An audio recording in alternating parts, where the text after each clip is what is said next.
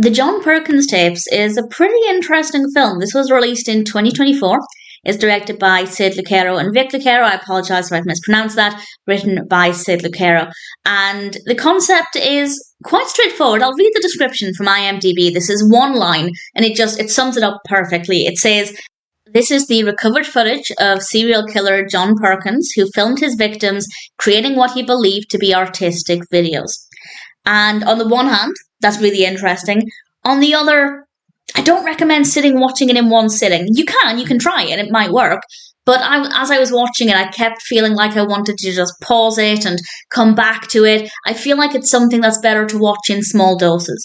Basically, we have a bunch of clips, quite a lot of different videos of mostly victims, as of course we have this serial killer behind the camera filming his victims being tortured and brutally treated. And as a concept, it's really interesting, and some of the performances from the victims are so convincing. It is quite uncomfortable to watch in a very effective way. Not all of them, but certainly a lot of them, it feels realistic. And maybe that's another reason why it's better to watch it in small doses, because that, for about an hour and 20 minutes, is quite intense with such strong performances. But also, I just don't think it's the most engaging to watch in one sitting. But as I said, give it a go. It might be okay for you, but it's also something where you can just dip in and out of it if you only have a few, 10 minutes and you want to watch it in little chunks. I think it would work well for that as well. The camera work is really great. The only thing I didn't like, and I'm not saying it's unrealistic, but we hear the serial killer speaking and he uses voice distortion, understandably, and it's really annoying. It's not constant, but it's frequent enough that it irritated me. But as I said, it's not unrealistic. I just found it to be quite annoying.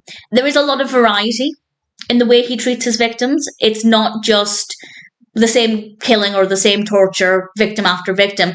If you want, I won't read it out in case you don't want spoilers, but if you go onto IMDb, so some of them are quite creative. The actors are credited as, for example, boy killed with X, boy killed with Y, girl murdered by X, and obviously the X and the Y are the instruments or methods of doing the killings, and there are quite a lot of them if you want an example of the kind of things it will cover, but it's very creative. There's a lot of variety. Maybe that bit's a little unrealistic, because generally speaking, a serial killer will have an MO. They might deviate a little bit, and of course there will always be exceptions to the rule, but generally they're going to do the same kind of killing and perfect it over time. So that bit's maybe a bit unrealistic, but from a viewing it and entertainment, I guess, experience, I thought that was a really good idea. If you like dark films, if you like disturbing films, then I think you'll enjoy this. I don't think it's one to sit down and become fully immersed in one sitting. Again, give it a try, it might work for you, but for two reasons.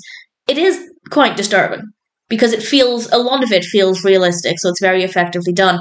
But also, I don't think it is the most engaging throughout for that length of time. So it might work for you, but personally, I did watch it pretty much in one sitting. I stopped in a couple of places. But if you just wanted to dip in and out of it every now and then, it would work well for that as well. So I do recommend it. It's certainly very creative. The performances are great.